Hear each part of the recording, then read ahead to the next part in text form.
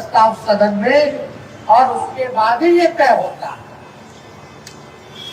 इसका मतलब ये साफ था कि इनकी मंशा ही नहीं है कि किसी भी प्रकार से जो रिक्शा चलाने वाले लोग, जो नाला साफ करने वाले लोग हैं, जो दिहाड़ी मजदूर है, जो भूमिहीन है, जिसको खाने का ठिकाना नहीं, भीख मांगता है, वो लोग मुख्य धारा में आए। वो लोग, वैसा समाज जो अंतिम पैदान पे खड़ा है, वो आगे आए, सबके साथ बैठे, सब बराबर रहे। ये भाजपा के लोग नहीं चाहते। भाजपा के लोग ये चाहते हैं कि कचरा धोने वाला जिस समाज में आता है, जिंदगी भर उसके आने वाली पीढ़ी नाला साफ करे, कचरा धोए। रिक्शा चलाने वाले का बेटा जिंदगी भर उसकी आने वाली पीढ़ी रिक्शा चलाने का काम करे। जो भूमिहीन है उसको जमीन न दो, जो भिखारी है उसको जिंदगी भर भिखारी बना करके रखो। यही भाजपा की असल मानसिकता है। यानी जो चंद लोग है, मलाई खाने का अधिकार उन्हीं को है। अपने यहाँ 10-12 नौकर रखेंगे, लेकिन उस समाज का नहीं सोचेंगे। हम लोगों ने जाति आधारित करना है। बात ये समझने की जरूरत है, ये है क्या, गिनती क्यों जरूरी है? आखिर क्यों सभी बड़े बड़े समाजवादी नेता समय समय पर जाति आधारित घटना की बातें की? जो महापुरुष रहे, जो हम लोगों के नेता रहे, सब लोगों ने आरक्षण की बात की और उन्हीं तबकों की बात की जो समाज में अंतिम पैदान पे खड़ा है। चाहे दलित हो, आदिवासी हो, पिछड़े हो या कि पिछड़े हो। आज भी समाज में देखिएगा कि भेदभाव होता है। जाति का नाम लेकर के लोग गाली देता है, फल्ला फल्ला फल्ला, क्या क्या लोग नहीं बोलता। आज भी देखिएगा इस तरह की चीजें। दलित का लड़का का बेटा का अगर शादी हो रहा है तो घोड़ी पे नहीं बैठेगा, मंदिर में पूजा नहीं करेगा, क्या व्यवस्था है। लेकिन आज इस बात की जरूरत है कि गिनती क्यों होना। आज जब हम लोग गिनती की बात करते हैं तो लोग बोलते हैं कि ये बांटने का काम कर रहे हैं। राष्ट्रीय जनता दल, लालू जी, तेजस्वी, ये लोग जात को लड़ाना चाहता है। मेरा सवाल है, जो लोग हम पे सवाल खड़ा करते हैं, हम उनसे पूछना चाहते हैं। कोई लोग नाम लिखते हैं, अपने नाम के आगे सरनेम जोड़ा जाता है। कोई लोग मिश्रा लिखता है, कोई लोग तिवारी लिखता है, कोई लोग यादव लिखता है, कोई लोग सिंह लिखता है, कोई लोग श्रीवास्तव लिखता है, कोई लोग पाल लिखता है, कोई लोग दास लिखता है, कोई लोग कुशवाहा लिखता है।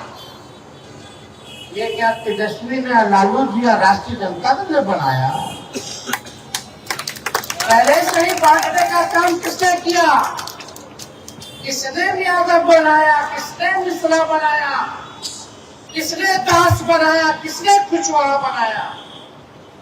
हम तो वो बात कर रहे हैं, चाहे सिंह हो, चाहे श्रीवास्तव हो, चाहे पाल हो, दास हो, यादव हो, चाहे स्वर्ण जाति के लोग हो, पिछड़ी जाति के लोग हो, अति पिछड़ी जाति के लोग हो, दलित हो। आज उनकी स्थिति क्या है, जरा ये पता करो। ये पता करो कि गरीबी सबसे ज्यादा किस जाति में है। चाहे जिस जाति में गरीबी है, गरीबी हमारा दुश्मन है, उसको मिटाने का काम करो। नहीं तो हम लोग चाहते पटना जैसे शहर में रात भर हम शहरी विकास मंत्री को तो रिक्शा चलाने वाला है। दूसरा जिला से आया हुआ, चारा नहीं है, कोई कमाई नहीं है, नौकरी नहीं है बिहार में, दिन रात मजदूरी करता है, लेकिन फिर भी जो है उधार नहीं दे पाता। फुटपाथ पे सोता, कहीं चले जाइए, यहाँ ऑफिस के बाहर चले जाइए, पूरा रोड फुटपाथ पे गरीब सोता, स्टेशन चले जाइए, कहीं चले जाइएगा आप, चाहे गांधी मैदान के पूरा सर्किल घूम लीजिए, सब किनारे किनारे वही लोग बेचारा, ठेला वाला, टेम्पो वाला, सब लोग सोता। कौन जाति के है भाई, कौन जाति के? हम तो बस यही ना पता करना चाहते हैं कि चाहे कोई जाति में अगर गरीबी है, उस गरीबी को हम लोग खत्म करें, और गिनती होगा तब न स्थिति पता चलेगा। देश में कितने राज्य हैं, राज्यों में कितने जिले हैं। अब हर सरकार जो पेड़ का गिनती करता है, बाघ का गिनती करता है, बिल्ली का गिनती करता है, मगरमच्छ का गिनती करता है। आखिर क्यों? कि भाई कोई चीज महत्वपूर्ण चीज है, विलुप्त ना हो जाए। बाघ जो है, आने वाले समय में बाघ गायब ना हो जाए संसार से, तो उसको प्रिजर्व करके हम लोग रखे, बचा करके रखे। कई पक्षियों को नियम लगाया कि पक्षी आप नहीं खा सकते, इनलीगल है, तो विलुप्त हो जाएगा, संसार से गायब हो जाएगा। पेड़ पौधा की संख्या बढ़ी रहेगी, बढ़ेगी, तो एनवायरमेंट अच्छा रहेगा, प्रकृति का बैलेंस सही रहेगा। लेकिन इंसान का जो इम्बैलेंस है वो कैसे सुधरेगा? तो जब तक गिनती नहीं होगा, जब तक पता नहीं चलेगा कि भाई गरीबी कौन है, गरीब कौन है, उसकी पढ़ाई लिखाई क्या हो, उसके पास अपना घर है कि नहीं है, उसको अपना नौकरी है कि नहीं है, तब तक कैसे पता चलेगा? इसीलिए हम लोग अपनी मांग रहे, लालू जी की मांग रही कि भाई किसी भी कीमत पर हम लोग जो है गिनती कराएंगे, कौन जाति के कितने लोग हैं और उनकी स्थिति क्या है, उसी हिसाब से सरकार में जो लोग बैठेगा वो उसी हिसाब से उनके लिए योजना लाएगा, ताकि उनको मदद करे, उनको उठाने का काम करे। आज बजट बनता है, 2-2 लाख करोड़ के ऊपर का बजट चला गया है, उसमें से गरीब को क्या खर्च कितना पहुंच रहा, कितना मिल रहा है। अभी चौधरी जी ने कहा कि दलितों का जो है स्कॉलरशिप जो है खत्म कर दिया गया, छात्रवृत्ति खत्म कर दी गई, अति पिछड़ों का छात्रवृत्ति खत्म कर दिया गया। तो बात यह है हम लोगों को समझने की, जो सदियों से जो हम लोगों को गुलाम बनाए हुए हैं, जो मानसिक गुलामी देते हैं, आज उन्हीं लोगों को पीड़ा है कि भाई गिनती हो जाएगी तो सच्चाई सामने आ जाएगा। आदमी बीमार है, हड्डी टूटल है, तो डॉक्टर साहब के पास जाइएगा तो एक्सरे कराइएगा ना, पता चलेगा कि टूटल है कि सूजन है कि क्या है रे भाई, कराता है कि नहीं कराता? तो वही ना बीमारी जो हम लोगों में है, जो गरीबी, उसका सच्चाई पता कराने का एक्सरे मशीन है जातीय जनगणना। जब तक बीमारी का पता नहीं चलेगा, तब तक कैसे काम होगा, कैसे स्वस्थ रहेगा लोग, है कि नहीं? पेट में दर्द है, दे दीजिएगा सर दर्द का दवा, तो काम चलेगा। इसमें बुझा जाएगा कि भाई पेट में किसको दर्द है, कौन लंगड़ा रहा है, किसको जो है दिल का दिक्कत है, किसको लीवर का दिक्कत है, किसको फेफड़ा का दिक्कत है, इसमें सब बुझा जाए। इसीलिए हम लोगों ने देश में पहला ऐसा राज्य बना बिहार, जब हम 17 महीने मुख्यमंत्री रहे, तो हम लोगों की लड़ाई थी, लालू जी सड़क से लेके संसद तक लड़े, और हमको जब मौका मिला तो हम लोगों ने सबसे पहले बिहार में सरकार बनते ही जाति आधारित गणना हम लोगों ने कराने का काम किया। पता चला कि उच्च जाति के लोग इतने गरीब हैं, पिछड़े उनसे ज्यादा गरीब है, अति पिछड़े उनसे ज्यादा गरीब है, दलित उनसे ज्यादा गरीब है, अल्पसंख्यक गरीब है, और आदिवासी जो बिहार में है सबसे गरीब हमारे आदिवासी लोग है। ये सारा सच्चाई जो है उसमें पता चला। उसमें ये भी पता चला कौन लोग भूमिहीन है, कौन लोग बेरोजगार है, कौन लोग भीख मांगता है, कौन समाज का है।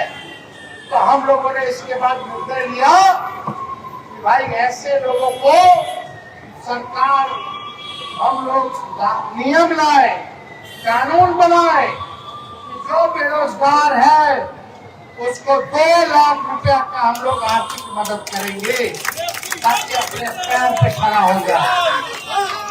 जिसके पास जमीन नहीं है उसको 1 लाख रुपया देंगे, और जिसके पास घर नहीं है बनाने का जमीन पर उसको 1,20,000 रुपया हम लोग दिलवाने का काम करेंगे, ताकि उन लोगों के पास काम हो और अपना छत हो, ताकि वो लोग आगे बढ़े।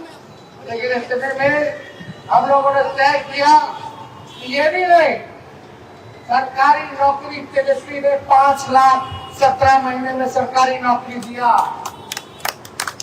उसमें मान लीजिए आरक्षण पहले नहीं था उतनी सीमा नहीं थी, 50 के अंतर था, तो फायदा उतना हुआ।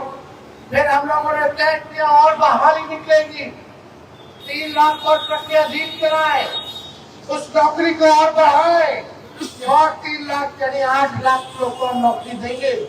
तो 3 लाख को और बढ़ाए, और उसमें हम लोगों ने तय किया कि भाई हम लोग आरक्षण को बढ़ा दें, क्योंकि जिसकी जितनी आबादी, जिसकी जितनी संख्या भारी, उसी हिसाब से उनको उनका अधिकार सम्मान मिलना चाहिए। तो हम लोगों ने 50 से जो नीचे था उसको 65% कर दिया, और 10% जो EWS का जो था उसको एज इट इज रखा, ताकि जो भी सरकारी नौकरी होगी तो समझो 65% जो लोग हैं उनको पूरा नौकरी मिले, जो समाज के आते।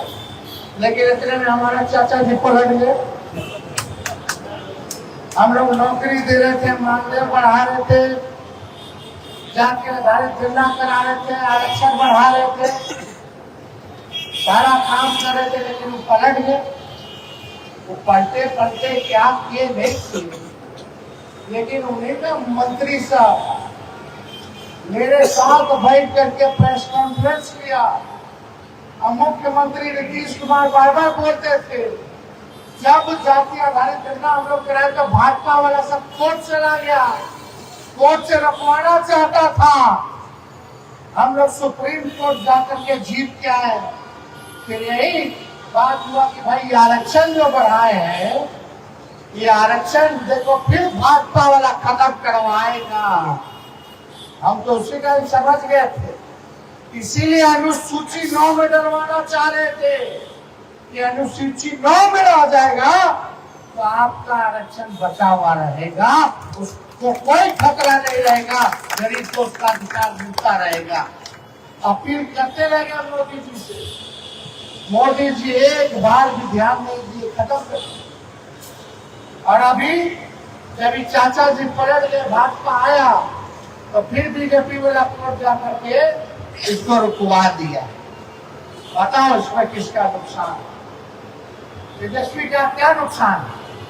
ये तेजस्वी का नुकसान नहीं है, ये पीड़ित शोषित समाज, जो कमजोर वर्ग, जो समाज के अंतिम मैदान पे खड़ा जो समाज है, पिछड़ा समाज, अति पिछड़ा समाज, दलित समाज, आदिवासी समाज, जो गरीब है, जो ठेला ढोने वाले हैं, जो लोग रिक्शा चलाने वाले लोग हैं, जो लोग भीख मांगने वाले लोग हैं, जो जिनके पास भूमि नहीं है, भूमिहीन लोग हैं, ये नुकसान उन लोगों का है। हम आपके लिए लड़ाई लड़ रहे हैं। हम तो यही चाहते हैं कि बिहार के लोग, सब लोग इस लड़ाई में एकजुट होइए।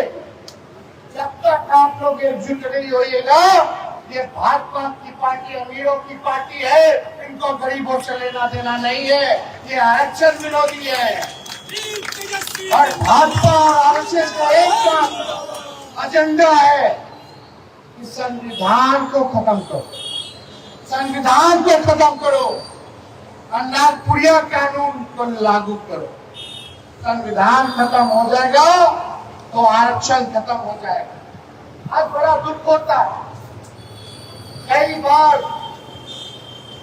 जो है अपने आप को जो लोग समाजवादी बोलते हैं, आज उनका चेहरा जो उजागर हो, बड़ा दुख है, पीड़ा होती है। हम तो सम्मान देते हैं, चाचा बोलते हैं, लेकिन वो और उनकी पार्टी आज भी मुंह में दही कमा के बैठे, एक बार भी उनके लिए आवाज नहीं उठाए। आज उनके बदौलत अगर भारत में सरकार चल रही है, उनके पार्टी के लोग मंत्री हैं भारत सरकार में, अगर भाजपा ने मना कर दिया आज जातीय जनगणना कराने से, 9वीं अनुसूची में बिहार का आरक्षण को डालने से, तो जितना बड़ा दोषी भाजपा है उतना बड़ा दोषी नीतीश कुमार जी। हर इंडियन की सरकार छुट्टी साबित यहाँ बता लेटरल एंट्री करा दिया। जो गरीब है, पिछड़े समाज के, पिछड़े समाज के, दलित समाज के, उनको तो भिखारी बनाना चाहता, लेकिन कोई लोग अगर मेहनत करके पढ़ ले, आईपीएस का तैयारी करा ले, आईएएस का तैयारी करा ले, तो उसको भी ये लोग नहीं घुसने देना चाहते। अभी 45 को पद निकाल दिया आईएएस आईपीएस का, बिना आरक्षण को लागू किए हुए, बिना परीक्षा को लिए हुए। उसको कहते हैं लेटरल। लेटरल करके लेटरल एंट्री के बहाने कोई परीक्षा नहीं होगा, ये आईएएस आईपीएस बनेगा तो यूपीएससी क्या करेगा? उसका परीक्षा है, नियम है, कुछ सिविल सर्विसेज के लिए तैयारी होती है। जो दिन रात मेहनत करके आईएएस आईपीएस बनना चाहता है, उनका क्या होगा, ये सोचने की जरूरत है। ये कृषि विभाग में एकल पद के बहाने आरक्षण को खत्म कर दिया है भाजपा के लोगों ने। और दुख की बात है कि कृषि मंत्री अपने आप को ओबीसी कहते हैं, भारत सरकार मोदी जी पिछड़ा कहते हैं। और फिर बोलते हैं अभी इंटरव्यू में चुनाव में ज्योतिरादित्य चौधरी ने बोला कि हम तो इंसान है, ये नहीं है, हम तो भगवान के रूप। ये बात बोलने वाला लोग, तो आप लोग सब लोगों को ये हम लोग कह रहे हैं, एकजुट होइए और लड़ाई लड़िए, अपने अधिकार को जानिए। कहावत है ना, जो सोवत है वो खोवत है। सोए रहोगे तो खोते रहोगे, कुछ होना ना जाना नहीं है। जो आज थोड़ा बहुत कई लोगों के कुर्बानियों के बाद, संघर्षों के बाद, हमारे समाजवादी नेताओं के संघर्ष के बाद, लालू जी के संघर्ष के बाद जो कुछ भी सम्मान मिला है, आवाज मिला है, लालू जी ने दिया है, वो भी लोग छीन लेगा। इसलिए आप लोग सब लोग एक होइए। हम लोग किसी का बुरा नहीं चाहते, हम सबको साथ लेकर के चलना चाहते हैं, चाहे कोई जात के, कोई धर्म के हो। लेकिन अगर किसी समाज के साथ अगर कोई अन्याय कर रहा हो, तो हम लोगों का खड़ा होना भी, उनकी रक्षा करना भी, उनकी लड़ाई लड़ने का भी पद हम लोगों के ऊपर आता है। और उस दायित्व को निभाने के लिए तेजस्वी पीछे हटने वाला नहीं, उनकी लड़ाई में सबसे आगे मिलेगा। इसलिए आप सब लोग आए हैं, हम लोगों का ये लड़ाई है कि भाई इस काम को जो है हम लोग करें, जन जन तक जो है अपने विचार को, जो हम लोगों ने चर्चा की, उसको जन जन तक आप लोग पहुंचाने का काम है। बहुत तरह का साजिश चलेगा, चुनाव होगा, क्या होगा, ये है वो है, दिन भर हम लोग तो गालियाँ खाते हैं और जितना गाली देते हैं उतना मजबूत होते हैं। तो जितना जिसको गाली देना हो हमको दो, हम गाली खाने के लिए तैयार हैं, लेकिन इस लड़ाई को छोड़ने के लिए तैयार नहीं है। हम लोग तो लड़ेंगे जब तक आपको अधिकार नहीं मिल जाता। तेजस्वी की एक और लड़ाई है, हम चाहते कोई ऐसा नौजवान ना रहे बेरोजगार जिसके हाथ जो है खाली रहे। मेरी इच्छा है कि हर एक बेरोजगार को, हर एक नौजवान के हाथ में हम लोग काम देने का काम करें ताकि उसका घर बने, उसका जीवन भविष्य सुधरे। ये बेरोजगारी की लड़ाई जो है ये भी साथ साथ हम लोग जो है लड़ाई लड़ने का काम करें। लेकिन आज देख लीजिए सत्ता में जो लोग हैं क्या काम कर रहे हैं। तेजस्वी के जाने के बाद बता दो एक नौकरी दिया हो तो कितना दिन हो गया इस सरकार। अब भाजपा के एगो ना दू गो डिप्टी सीएम, अरे एगो काम बता दो। तेजस्वी तो गिरा देगा, हम जो रहे काम गिराए हैं। लेकिन भाजपा के उप मुख्यमंत्री दो वो है, दोनों का एक एक कोई काम गिरा दे जो एक काम किया हो, बताओ एक कोई काम किया हो भाजपा का उप मुख्यमंत्री। एक एक काम है कि दिन रात लालू जी को और हमको गाली देना। जाते जाते मेरे तो इन पेपरे लिख गया और क्या हमारा भाई पूरे पुलिया गिर रहा है कि नहीं। दिन रात हत्या लूट हो रहा है, जनप्रतिनिधियों की हत्या हो रही है, गोली मारा जा रहा, वेबसाइटों पर हमला हो रहा है। कोई सुनने वाला है, कोई देखने वाला है। बस इनको चुनाव जीतना है। चुनाव काहे जीतना है? आपके भलाई के लिए नहीं, बिहार के तरक्की के लिए नहीं, तो खुद बने रह जाए मलाई खाने के लिए, इसलिए चुनाव। हम लोग कितना सा विपक्ष में रहे और तेजस्वी राजनीति में तब आए जब हम विपक्ष में थे। हम पे केस मुकदमा किया सब करते रहे लोग। जो सांच को आज किस बात की, सच की जीत होती है, सच की जीत होती है। और अभी भी देखिए कब से 17 से मुकदमा करना मेरे ऊपर क्या हो गया, और मजबूत हुए कि नहीं हुए। हर जगह झूठ दिखता नहीं, इसलिए आप सब लोगों से यही कहना है, ये लोग जो लोग सत्ता में जो आज गाली दे रहे हैं, आज हम लोग धरना प्रदर्शन कर रहे हैं, तो उनके जो लोग हैं उस समय मंत्री थे, अभी कार्यकारी राष्ट्र अध्यक्ष बने हैं, वो शायद बोले हैं कि लोग नौटंकी कर रहा है।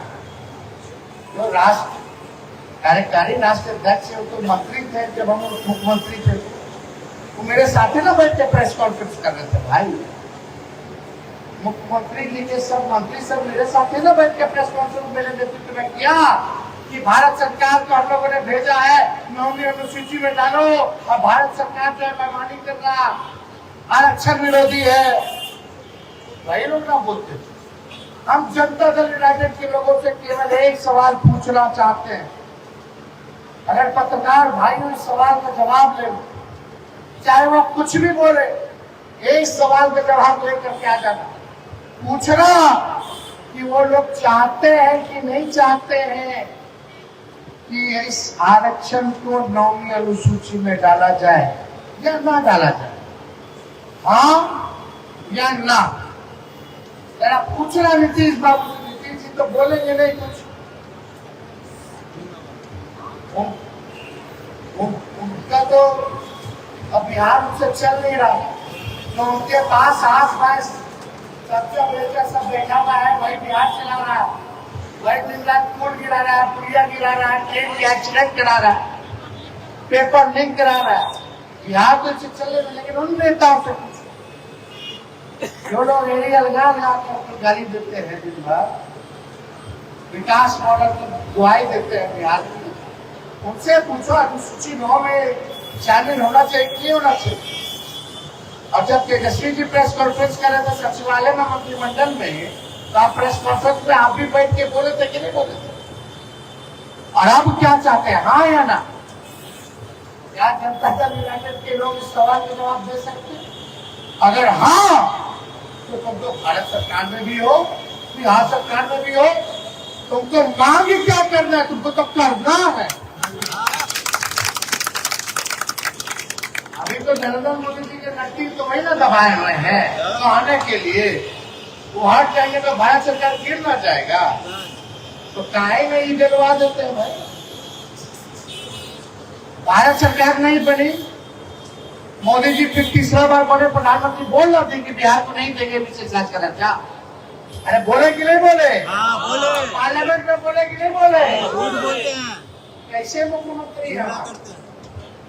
3 बार से प्रधानमंत्री नरेंद्र मोदी बन रहे और तीनों बार बिहार और गरीब सब लोगों की भूमिका है, पूरे बिहार की भूमिका है उनको प्रधानमंत्री बनाने में।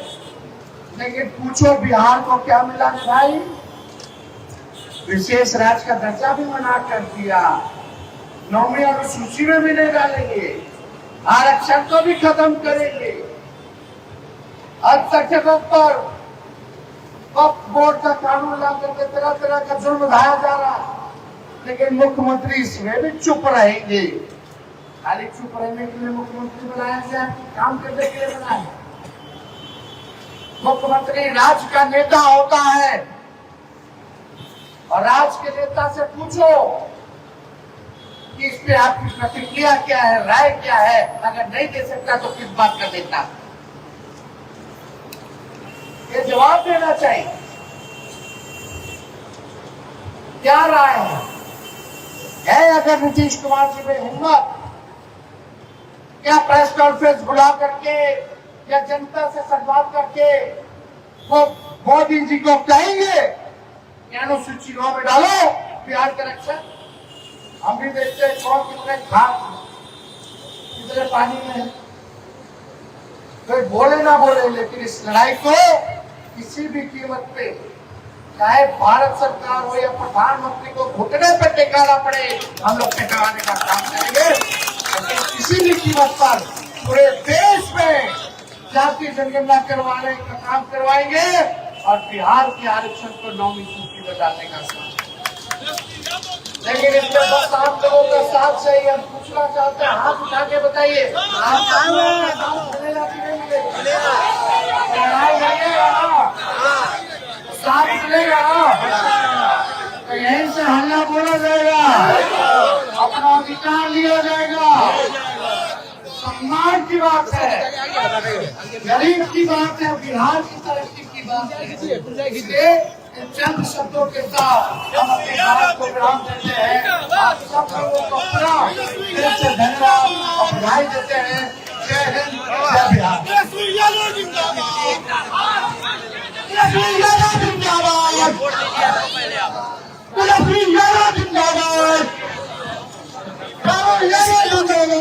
उसका कोड दे दो।